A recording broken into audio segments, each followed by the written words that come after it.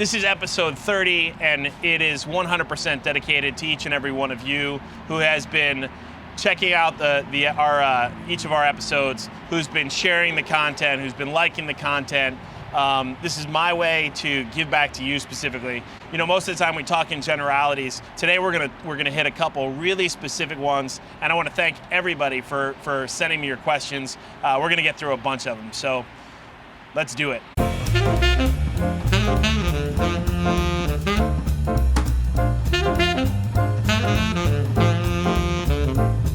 I think this is an interesting thing because there's two sides to learn from this.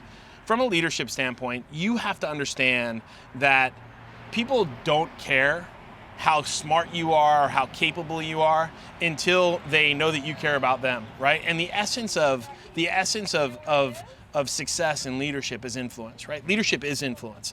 And you know, in that realm, getting people to do the things you want them to do because they want to do it, is really the key for every leader.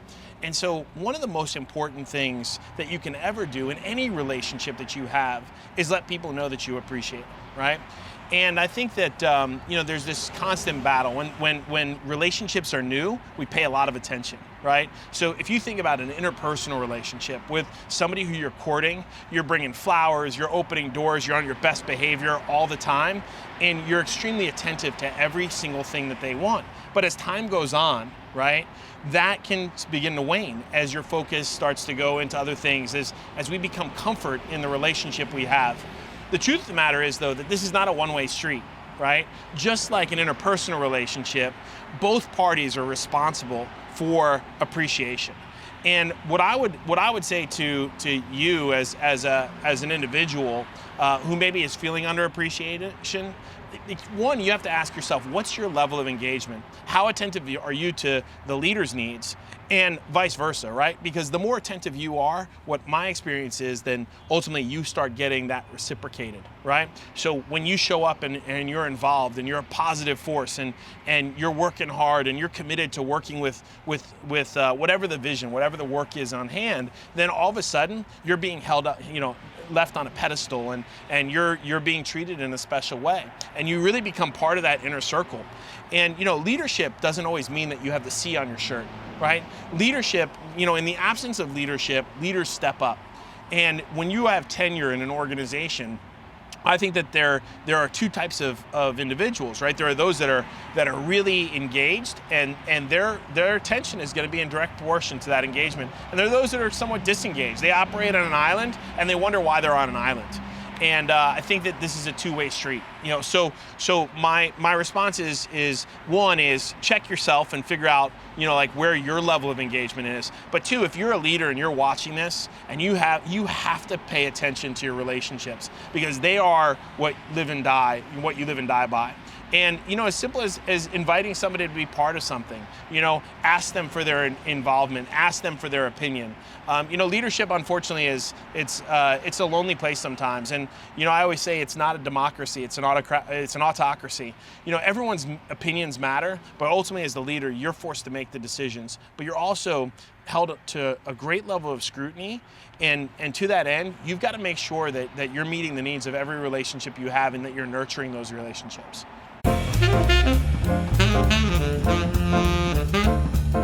I think that the difference between leadership and coaching and coordinating, right? So you know, leading is about defining reality and keeping people inspired, right, to that end. And I think that you know, inspirational leadership is most of the time what we're talking about. It's about vision casting. It's about big picture, being you know way up in the sky. And you know, coordination is, how do I get the most out of people? How do I align activity? How do I put people together to accomplish the things to increase accountability, maybe when I'm not there, side by side? And I think the bigger you become, the more important it is to coordinate. And coaching is really simple. Like, coaching is identifying how to get the most out of every single person. And that, I mean, I think that when you have somebody who's skilled at all three of those things, right, of setting the vision and keeping people or helping people reach their maximum potential, and then also making sure that you know, how do I get this work that I have to get done, right? So how do I put, you know, person A and person B together, because I know that together, ultimately, they're going to achieve more.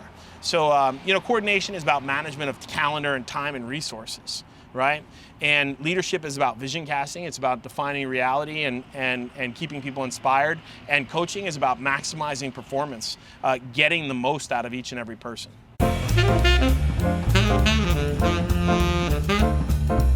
I don't think anyone's ever prepared to be heartbroken, right? I mean, I think that, as a leader, you have to make yourself vulnerable, and the hurt and the disappointment and the sadness and the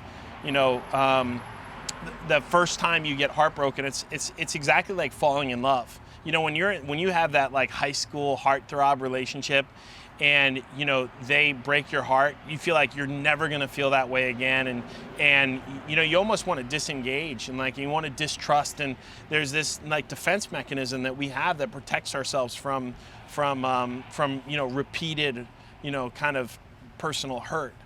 And I think that I wasn't prepared for it. I mean, I wasn't prepared to have people lie to me, steal. I wasn't prepared for people people that I cared about deeply, that I thought I trusted. And I think knowing that heartbreak is going to happen. I mean, not that it doesn't, it doesn't mitigate the heartbreak. You're going to experience it. But I think that understanding that, all in all, like you're going to be disappointed once in a while, right? It's part of reality. Like the world is built on mediocrity. The world is built on people that are going to let you down. And ultimately, I think that's why you're the leader. That's why you're not the follower. And so I think that's probably one of the toughest lessons to learn. I don't know if it addresses the question, like what I wish I learned earlier. I think that I don't know if I would wish I had experienced it earlier or learned it earlier. I think that I probably wouldn't have been as affected, right? Maybe, but I think maybe you just have to kind of go through some of this stuff in leadership to experience it and continue to persevere.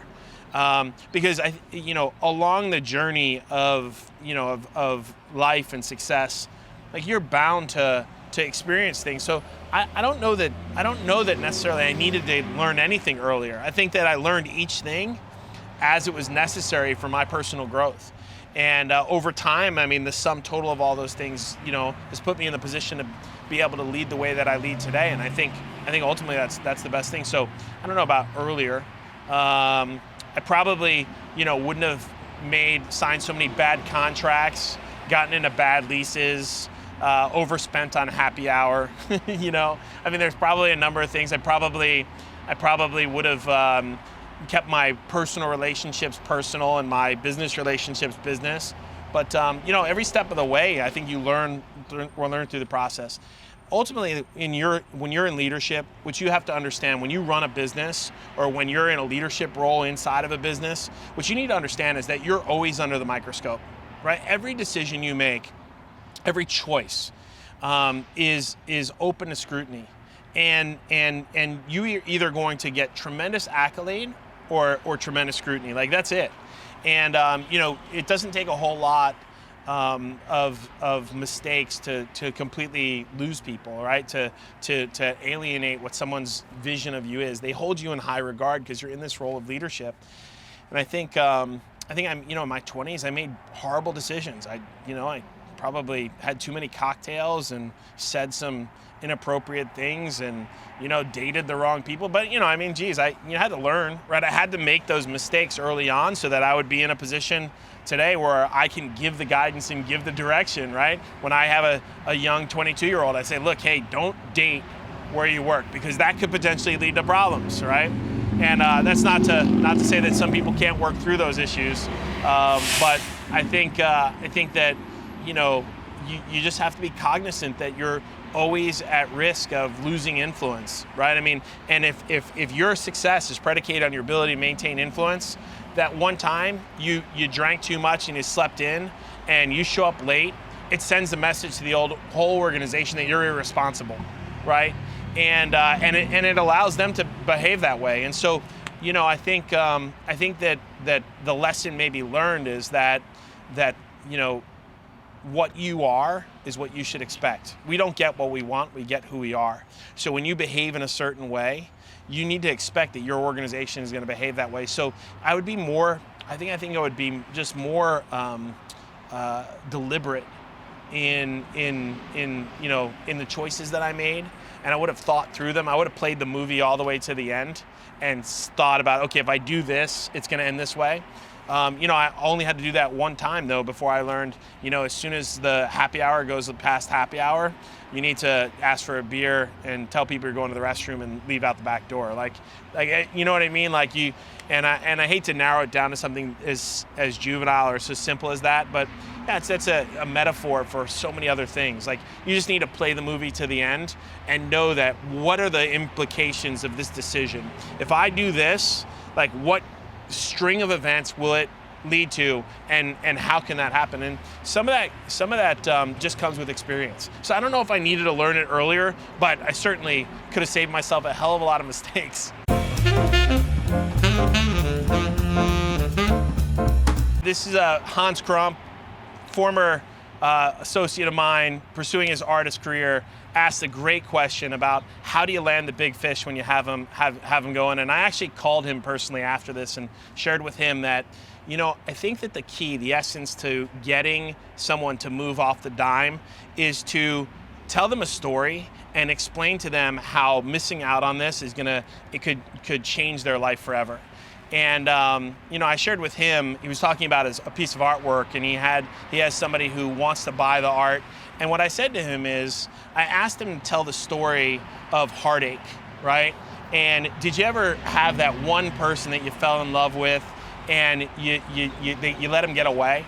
Like, that art spoke to that person in an evocative way, right? It really struck them and caused a visceral response that they were engaging. And what you have to understand in sales is that when they're still on the call, they're having this response and they're having this kind of consternation internally. They want to say no because of the reflexive nature of the sales environment, but there's something inside that's pulling them to yes. And what you need to explain to them is that their happily ever after could change irreparably without what you're about to do. And what I shared with him was, this piece of art, if you don't get this piece of art, you're going to be thinking about it for years, right? This is going to be the one that got away. And, and truthfully, you may never find anything that strikes you or hits you this way. Now, you may fall in love with other pieces, but you don't want this piece of art to be the one that got away. And I think that's always in sales, like when you really kind of connect with somebody in a powerful way, that means everything. I remember going to, after my daughter was born, my wife and I went into a jewelry store on Fifth Avenue in New York City, and the sales guy there, said to my wife, who had put on a beautiful necklace, and she was reluctant to buy it because it was too expensive, and he said, that men, unfortunately, we can't wear jewelry. So the closest thing we can have to actually wearing a beautiful piece of jewelry with diamonds and things of that nature. Like, we can wear a watch, or you can wear cufflinks, but we don't get to wear gems, diamonds and rubies and emeralds and so forth. And so the closest thing that a man can get to wearing that jewelry is standing next to her when someone says, oh, that's such a beautiful necklace. And you go like this, oh, my husband bought that for me. That's the closest thing. And you know what? That was what sold it. That sealed the deal on this very extravagant, expensive piece of jewelry. And every single time now that I'm with my wife and she gets commented on a piece of jewelry, she says, oh, my husband bought this for me. And what he did was he created a story that was evocative. It caused me to think about what do I want my happily ever, what do I want my life experience to be? And I think it's the essence of sales. When you have somebody that you think is on the hook, you've got to push them to what it's going to be like, right, with a life without this, and what regrets they're going to experience. And when you do that effectively, you're going to have success.